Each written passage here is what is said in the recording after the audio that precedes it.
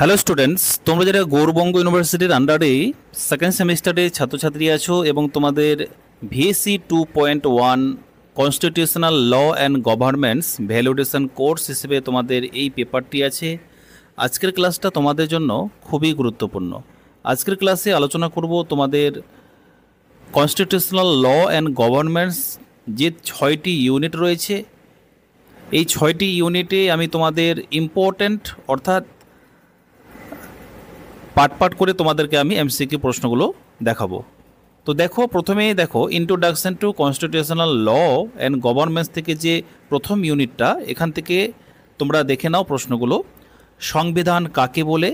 Multiple চয়েসে তোমাদের প্রশ্ন থাকবে পরীক্ষায় 25টি, আর এই 25টি এমসিকিউ তোমাদের 6টি ইউনিট থেকে কিন্তু থাকবে, ঠিক আছে?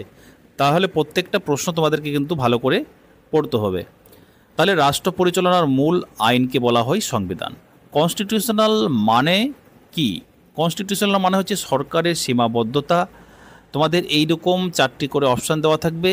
রুল অফ ল এর মূল ধারণাটি কে প্রবর্তন করেন? খুব ইম্পর্ট্যান্ট একটা লাইন, এভি ডাইসি। তারপরে প্রশ্ন হচ্ছে গভর্নেন্স বলতে কি বোঝায়? কার্যকর শাসন, ঠিক আছে? যে কোনো কার্যকর শাসনকে বোঝায় গভর্নেন্স। তারপরে প্রশ্ন গুড গভর্নেন্সের একটি বৈশিষ্ট্য জবাবদিহিতা। ভারতের সংবিধান কার্যকর হয়েছিল 26শে জানুয়ারি 1950 সালে। তারপরে প্রশ্ন সংবিধান কি ধরনের দলিল? সংবিধান কি ধরনের দলিল? এটা হবে আইনগত। অপশান সি আইনগত। সংবিধান কত প্রকার? সংবিধান কত প্রকার আছে? 2 প্রকার, ঠিক আছে? ভারতের সংবিধান কত বছর বয়স নিয়ে প্রণীত হয়? এটা খুবই ইম্পর্ট্যান্ট একটা প্রশ্ন জানার। 2 বছর 11 মাস 18 দিন। ভারতীয় সংবিধানকে বলা হয় সবচেয়ে বড়, ঠিক আছে? মানে এটা কিন্তু সবচেয়ে বড় ল, ঠিক? এরপরের উপরে আর কোনো ল নেই, ঠিক আছে? আইনের শাসন বলতে বোঝায় আইনের মাধ্যমে শাসন। সংবিধান কাদের জন্য প্রণীত হয়? সংবিধান মূলত প্রণীত হয় সাধারণ জনগণের জন্য। তারপরে প্রশ্ন সংবিধান কে তৈরি করেন? সংবিধান তৈরি করেছেন সংবিধান সভা। রুল অফ ল ধারণাটি কি নির্দেশ করে? এটা হচ্ছে সকল নাগরিক আইনের অধীন। কনস্টিটিউশনাল ল কোন ধরনের আইন? এটা হবে মৌলিক কাঠামোগত আইন। তারপরে প্রশ্ন সংবিধান প্রণয়নের উদ্দেশ্য কি? রাষ্ট্র পরিচালনার কাঠামো নির্ধারণ। তারপরে প্রশ্ন গুড গভর্নেন্স নিশ্চিত করতে প্রয়োজন? স্বচ্ছতা ও জবাবদিহিতা। যে কোনো একটা তোমাদের যদি অপশানে থাকে, যদি স্বচ্ছতা থাকে তাহলে সেটাতে তোমরা ক্লিক করবে, আর না হয় জবাবদিহিতা থাকলে তোমরা সেটাকে বেছে নিয়ে অ্যান্সারটা করবে, ঠিক আছে? তারপরে দেখো ভারতের সংবিধানের বৈশিষ্ট্য নয় রাজতান্ত্রিক। সংবিধান অনুযায়ী আইন তৈরি করে আইনসভা। কনস্টিটিউশনালিজম কে নিশ্চিত করে? ক্ষমতার সীমাবদ্ধতা। সুশাসনের একটি অনুষঙ্গ নয়, এটা কি হবে? গোপনীয়তা। তারপরে দেখো 22 ভারতীয় সংবিধান কোন ধারায় মৌলিক কর্তব্যের কথা বলা হয়েছে? মানে এটা হবে 51 ধারায় মৌলিক কর্তব্যের কথা বলা হয়েছে। তারপরে প্রশ্ন শাসন ব্যবস্থার মূল ভিত্তি সংবিধান। সংবিধানের প্রস্তাবনায় কতটি মূল নীতি আছে? এটা হবে 4টি।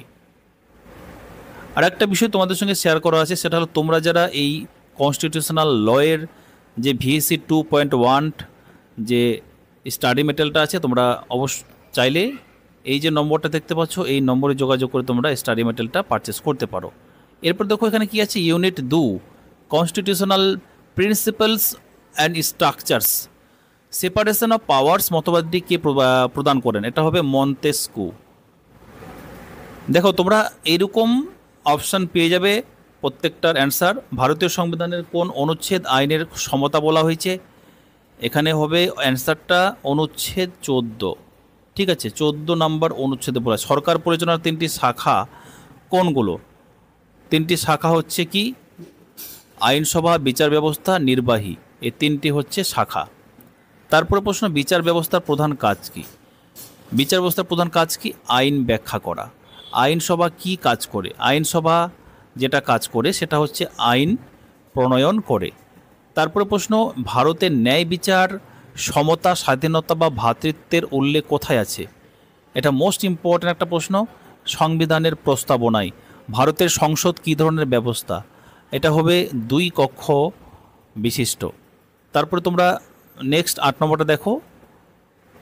তোমরা যেহেতু ইউটিউব প্ল্যাটফর্ম একটা হচ্ছে ভিডিও দেখার জায়গা, আর সমস্ত সাজেশন ভিডিও কিন্তু তোমাদের কিন্তু চ্যানেলে সব কিছু দেওয়া হয় না, কারণ সেখানে বিভিন্ন জনের সেখানে চাহিদা অনুযায়ী আমাকে সাজেশন ভিডিও নিয়ে আসতে হয়।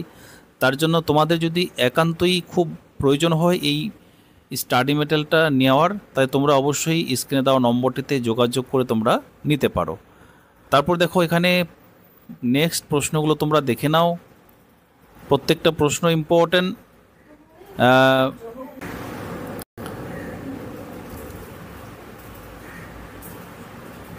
তোমাদের এখানে যে প্রশ্নগুলো আমি তোমাদের তৈরি করেছি, এর বাইরে আর কোনো প্রশ্ন তোমরা পরীক্ষায় পাবে না।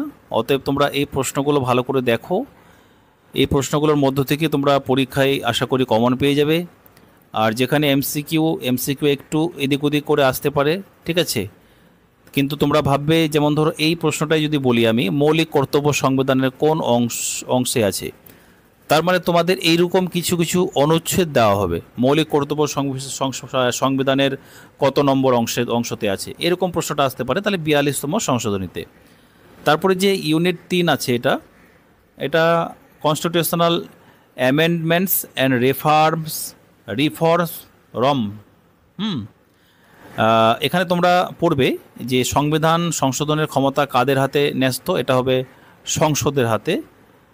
তারপরে সংবিধান সংশোধনের ক্ষেত্রে কোন ধারা ব্যবহার করা হয়? এটা হবে ধারা 368। ভারতীয় সংবিধানের সংশোধনের ধরন কত প্রকার? এটা হবে 3 প্রকার, ঠিক আছে। তারপর থেকে তোমরা প্রশ্নগুলো দেখে নাও। আর তোমাদের এই সাবজেক্ট অর্থাৎ এই ভিএসসি 2.1 কনস্টিটিউশনাল ল, তোমাদের যাদের এই পেপারটি আছে, তোমরা এই ভিডিওটা দেখো। আশা করি তোমরা এই প্রশ্নগুলোর মধ্য থেকেই তোমরা পরীক্ষায় কমন পেয়ে যাবে, এর বাইরে আর তোমাদের কিছু ভাবতে হবে না। আর তোমাদের যদি মনে হয় আমরা এই পিডিএফটা সংগ্রহ করব, তাহলে তো স্ক্রিনে দেওয়া নম্বরটা আছে, সেখান থেকে তোমরা যোগাযোগ করে তোমরা সংগ্রহ করে নিতে পারো, ঠিক আছে। তারপর নেক্সট প্রশ্নগুলো দেখো এখান থেকে।